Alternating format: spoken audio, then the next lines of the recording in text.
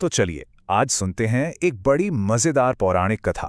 ये कहानी है दिव्य शक्ति की, शरारती बुद्धि की और इन दोनों के बीच की एक अनोखी परीक्षा की। चलिए शुरू करते हैं। सोचिए, वृंदावन का सीन है। राधा और बाकी गोपियां कहीं से आ रही हैं और चलते चलते बुरी तरह थक गई हैं। वो बस यही सोच रही हैं कि काश यमुना नदी को पार करने का कोई आसान रास्ता मिल जाए ताकि वो सब जल्दी घर पहुंच सकें। और ठीक उसी वक्त एंट्री होती है कृष्ण की। वो हमेशा की तरह गोपियों को छेड़ने लगते हैं और यहीं से कहानी का असली मजा शुरू होता है। उनका ये शरारती अंदाज तो किसी से छुपा नहीं है ना? और अपनी इसी शरारत के बीच कृष्ण कुछ ऐसा कह देते हैं जिसे सुनकर सब हैरान रह जाते हैं। वो कहते हैं कि पिछले जन्म में वो कोई और नहीं बल्कि भगवान राम थे। बस यहीं से शुरू हो जाती है विश्वास और संदेह की एक दिलचस्प कहानी। तो यहीं पर कहानी का असली टकराव शुरू होता है। एक तरफ है राधा, जिन्हें कृष्ण की बातों पर जरा भी यकीन नहीं, और दूसरी तरफ हैं कृष्ण, जो इतने बड़े बड़े दावे कर रहे हैं। यही खींचतान इस कहानी को और भी दिलचस्प बना देती है। अब अपनी बात को सच साबित करने के लिए कृष्ण ने शब्दों का सहारा लिया। उन्होंने गोपियों को यकीन दिलाने के लिए भगवान राम की शानदार कहानी सुनाना शुरू कर दिया। कृष्ण ने पूरी रामायण की कहानी संक्षेप में सुना दी। स्वयंवर में धनुष तोड़ने से लेकर वनवास जाने, सीता के अपहरण और फिर कैसे रावण पर जीत हासिल करके वो अयोध्या लौटे, ये सब कुछ उन्होंने अपने दावे के सबूत के तौर पर बताया।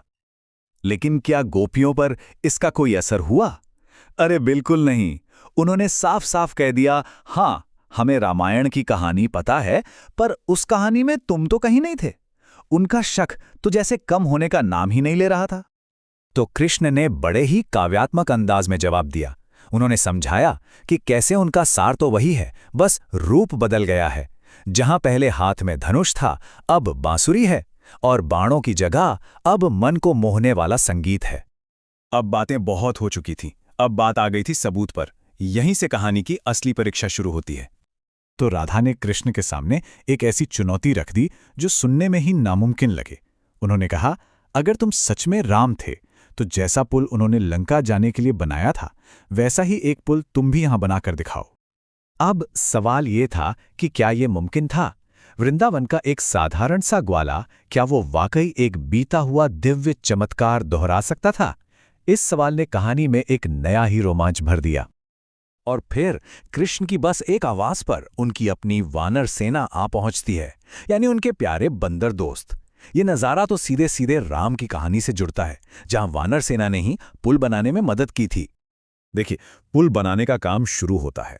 बंदर बड़े बड़े पत्थर इकट्ठा करते हैं, उन्हें पानी के किनारे तक लाते हैं और एक एक करके पानी की सतह पर रखने लगते हैं। प्रक्रिया तो सीधी है, पर नतीजा वो असाधारण होने वाला था। और फिर वो होता है जिसकी किसी ने कल्पना भी नहीं की थी। पत्थर पानी पर तैर रहे थे। जी हां, वो पत्थर डूबने के बजाय पानी पर तैरने लगते हैं। ये एक ऐसा पल था जो सारे तर्कों से परे था, और कहानी का सबसे बड़ा चमत्कार भी। ये देखकर तो एक गोपी हैरान होकर चिल्ला ही पड़ी, अरे ये तो जरूर कृष्ण का ही कोई जादू है। पत्थर भला कैसे तैर सकते हैं? उनका सारा शक अब हैरानी और आश्चर्य में बदल चुका था। लेकिन राधा, वो अभी भी मानने को तैयार नहीं थी। उन्हें लगा शायद यहां के पत्थरों में ही कोई खासियत होगी। वो खुद एक पत्थर उठाने की कोशिश करती हैं, पर वो पत्थर इतना भारी होता है कि उनसे हिलता तक नहीं। राधा के इस शक पर कृष्ण ने बड़े आराम से लेकिन साफ साफ कहा कि अगर मदद नहीं कर सकती तो कम से कम उनके काम में रुकावट तो न बने। उनका पूरा ध्यान अपने दिव्य काम को पूरा करने पर था। और देखते ही देखते कुछ ही देर में पानी के ऊपर एक खूबसूरत पत्थर का पुल बनकर तैयार हो गया। ये पुल कृष्ण की शक्ति का जीता जागता सबूत था। अब पुल तो बन गया, पर कहानी अभी बाकी है। चलिए इस कहानी के बड़े ही मजेदार और अनोखे अंत की तरफ बढ़ते हैं। अब राधा ने अपना आखिरी फैसला सुनाया, और वो भी उनके अंदाज में, बड़ा ही नटखट। उन्होंने कहा, मैं अब भी नहीं मानती कि तुम राम थे। सच तो ये है कि तुम खुद इन बंदरों की तरह शरारती हो, इसीलिए तुम्हारी बात मानते हैं। उन्होंने कृष्ण की शक्ति को तो मान लिया, पर उनके स्वभाव पर चुटकी लेना नहीं भूली। और कहानी का अंत होता है कृष्ण की एक और प्यारी सी शरारत से। जब सब पुल पार करने लगते हैं तो वो उन्हें रोक कर कहते हैं, रुको, इस पुल को पार करने का टोल तो देना पड़ेगा। अपनी मटकी से थोड़ा मक्खन निकालो। ये अंत हमें सोचने पर मजबूर कर देता है ना, कि कभी-कभी विश्वास के लिए सबूत नहीं, बस एक शरारती मुस्कान ही काफी होती है।